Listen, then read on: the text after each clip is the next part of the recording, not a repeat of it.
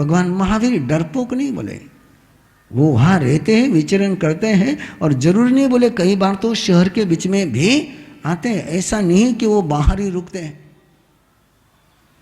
अब गौशाला को शकडाल का झटका लगा हुआ था और कहीं न कहीं डैमेज कंट्रोल करने का प्रयास चल रहा था कि यदि मेरा शकडाल तुमने लिया है तो मैं भी तुम्हारे आनंद कुमार को ले लूं। इधर का उधर, उधर का उधर, सोच क्या चलता है। अगला सवाल तो और बड़ा तीखा है, बहुत तीखा है। फिर वापस कहा कि तेरे भगवान की, वर्धमान की साधना खंडित हो गई बोले। तीसरा आक्षेप क्या लगाया है? साधना खंडित हो गई है। आराध्य कुमार ने पूछा कैसे? बोले तेरे वर्धमान पहले मौन रहते थे और आप तो बोलने से बाज ही नहीं आते। साधना होने के बाद मौन में पहुंचना चाहिए कि बोलने में पहुंचना चाहिए। और ऐसे है तर्क सामान्य व्यक्ति में जल्दी से बात समझ में आ जाए, इसलिए मैं बिल्कुल शॉर्ट में चल रहा हूं कि आक्षेप गौशालक लगा रहा है महावीर पर कि महावीर ने अपनी साधना पद्धति को भंग कर दिया है। पहले उन्होंने चले थे तब मौन के साथ चलते थे, जवाब नहीं देते थे, सवाल कितने कोई पूछता तो जवाब नहीं देते थे। यदि जवाब देते तो फांसी के फंदे पर झूलने का प्रसंग ही, ऐसे भीषण प्रसंग में भी वो जवाब नहीं देते थे। और आप बोले पूछो तब भी बोलते हैं, नहीं पूछो तब भी बोलते हैं बोले। तो पहले मौन को मानते थे, अब मौन को स्वीकार नहीं करते।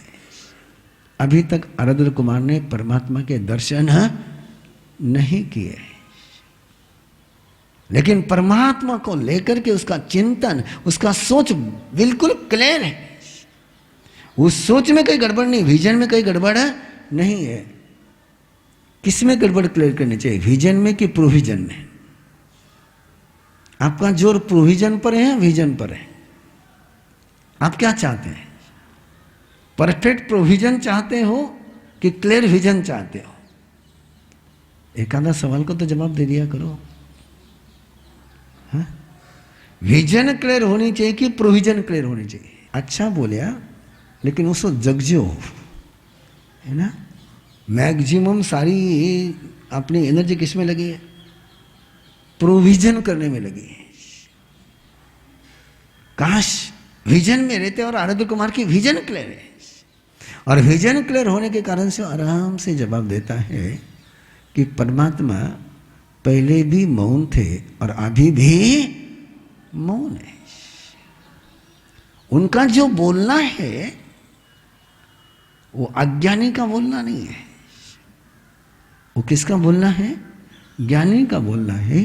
पहले भी वो मौन थे तो अपने निर्णय से मौन थे, आज भी वो बोलते हैं तो अपने निर्णय से बोलते हैं, किसी के बुलवाने के कारण से नहीं बोलते। हम अपने निर्णय से बोलते हैं कि सामने वाले के निर्णय से बोलते हैं? आप जब बोलते हो उस समय बोलने का डिसीजन आपका होता है कि सामने वाले का होता है? सामने वाला बुलवाता है कि आप बोलते हो? मैक्सिमम सामने वाला बुलवाता है तब बोलते हैं। फिर गौशालक ने एक आखिरी और बात कही, बोले कहाँ भटकता है तू? वहाँ महावीर के पास जाएगा, उनकी इतनी कठोर चर्या है और इतनी कठोर चर्या कर करके भी मोक्ष मिलेगा इसकी कोई गारंटी नहीं है।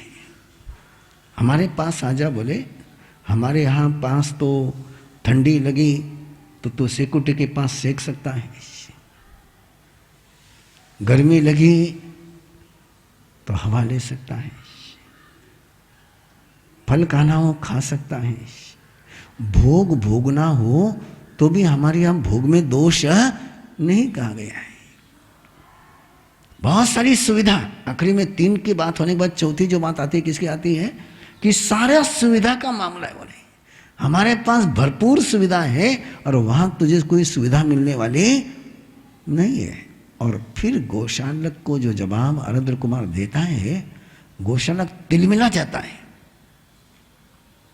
बोले इतने सुविधा के साथ वो रहते हैं तो उनमें और संसारी व्यक्ति में अंतर क्या? बोले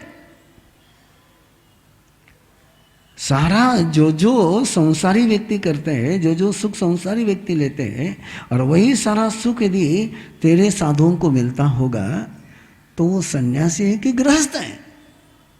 वो तो पाखंडी। बोले वो तो कभी मोक्ष में है जाहिर, क्या अंतर है? बोले फिर उनमें संभल कर क्या। और फिर गोशालक आरद्र कुमार को कहता है, तो दूसरों की निंदा कर रहा है, तो दूसरे को गलत बता रहा है, तो बाकी सारे महावीर के अलावा बाकी जितने धर्म संघ है उनको तो पाखंडी कह रहा है। तो उनकी कमियां बता रहा है। और उसका जो जवाब आरद्र कुमार ने दिया है वो और प्यारा जवाब है। बोले मैं किसी भी व्यक्ति की बात नहीं कर रहा हूं, मैं तो फिलोसॉफी की बात कर रहा हूं, मैं तो तत्व ज्ञान की बात कर रहा हूं, मैं तो सिद्धांत की बात कर रहा हूं। मैंने किसी व्यक्ति का नाम नहीं लिया, मैं तो केवल थर्मामीटर की बात कर रहा हूं, मैं पैरामीटर की बात कर रहा हूं, मानदंड की बात कर रहा हूं।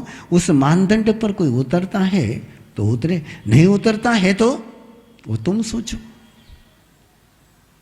और गोशालक ने देखा कि ये मामला नहीं बैठ रहा, तो गोशालक बाजू में हट जाता है और सारे लाइन से दुकानें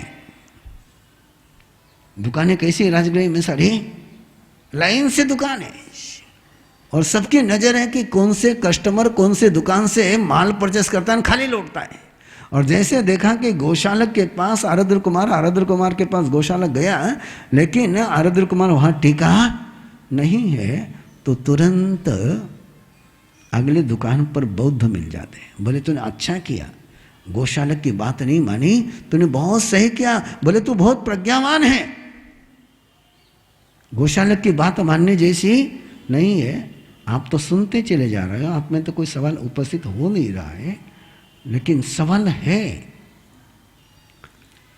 गोशालक ने जब आरद्र कुमार से बात करी तो एक बार भी इस बात का जिक्र नहीं करता है कि परमात्मा के यहाँ पुरुषार्थ है और मेरे यहाँ नियति है, चर्चा ही नहीं करता हूं।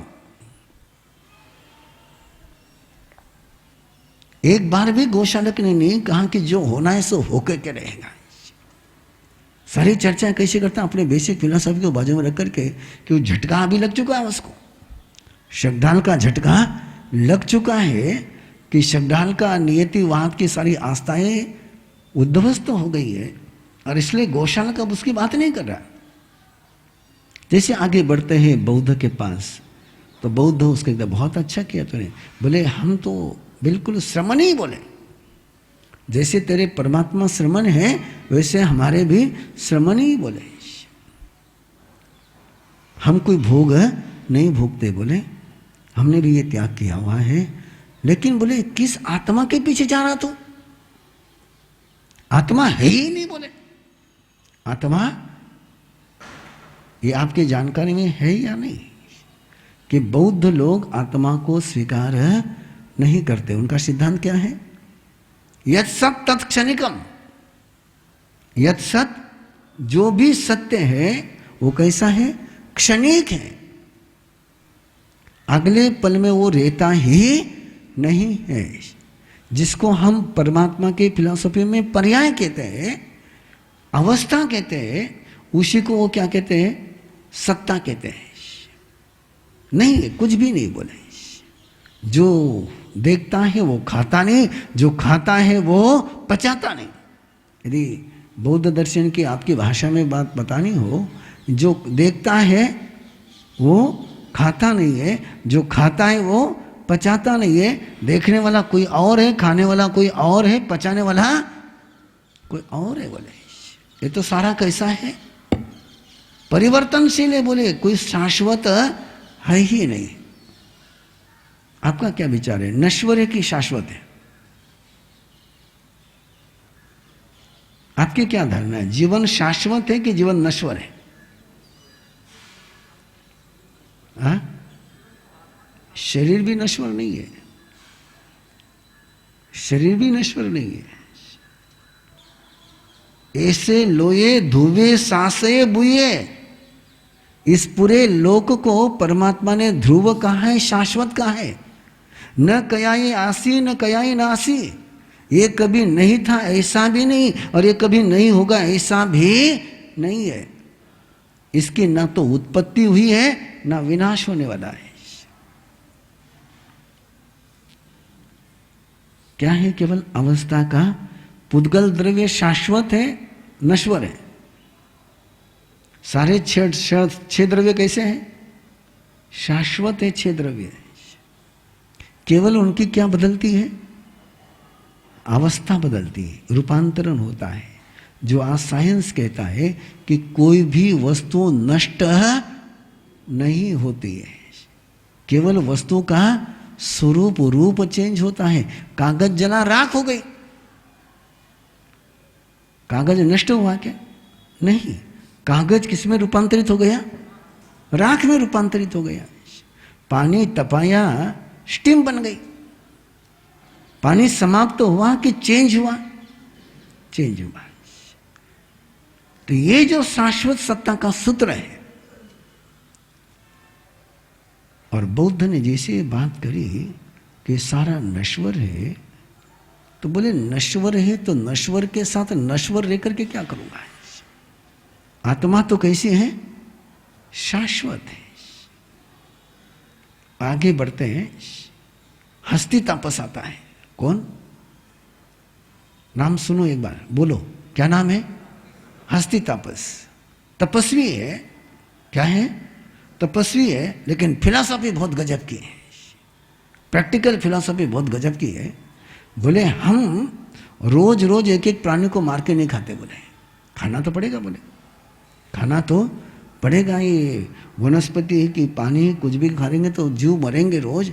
हम तो एक बार एक हाथी को मार देते हैं, और वो हाथी एक बार मर गया कि उसका शरीर हमको लंबे समय तक काम में आता है। इसलिए उनको क्या कहते थे? हस्ती तापस। एक ही जीव मरा और कितने लोगों का कितने दिन तक पेट भर गया। क्या क्या चक्कर चलते, सुनो तो सही एक बार। अभी डिस्कवरी और सेल्फ में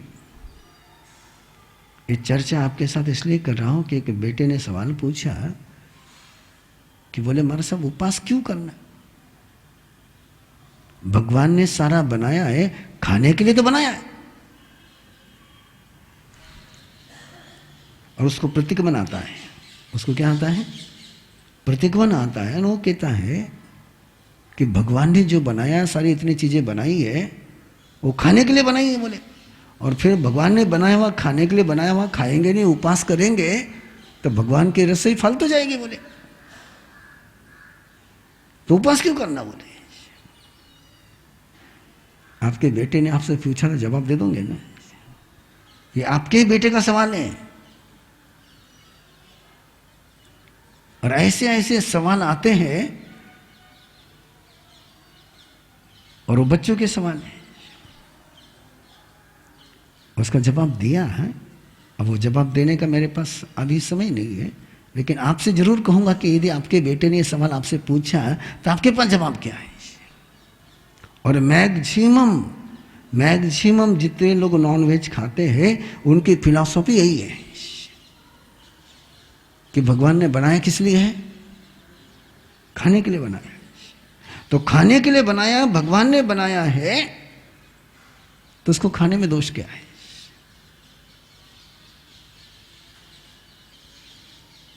इसलिए आपको बेसिक फिलॉसफी आपके क्लियर होनी चाहिए कि भगवान ने बनाया नहीं है। ये तो पूछो कुछ जवाब दोगे। ये संसार चलता किसके बल पर है? कौन चलाता है इसको? चलता है कि नहीं चलता है? चलता है कि नहीं चलता है? कौन चलाता है? हाँ? कर्म चलाता है। कर्म सत्ता चलाती है। सोचो आप, मुझे कोई दिक्कत नहीं है। कर्म में अक्ल है?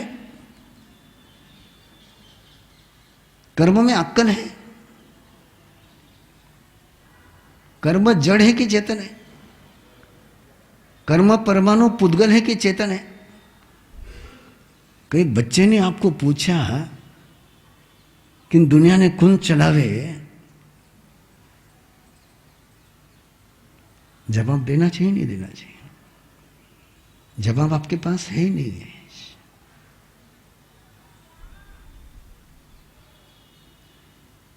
उत्तर सुन लीजिए, क्योंकि फिर आपको दिक्कत जाएगी, कहीं खोजोगे तो मिलेगा नहीं, फिर वही जाएंगे आप। संसार को कोई चलाता नहीं, संसार चलता है। क्या है?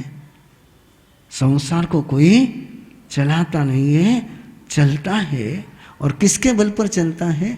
तो पदार्थ के, जीव के और पदार्थ का, पुद्गल का जो स्वभाव है, उस स्वभाव के कुछ नियम है, उस नियम के आधार पर ये चलता है। चलाने वाला कोई नहीं है। चलाने वाले मानोगे तो बनाने वाला मानना पड़ेगा, और बनाने वाला मानोगे तो पालने वाला मानना पड़ेगा, पालने वाला मानोगे तो मिटाने वाला मानना पड़ेगा।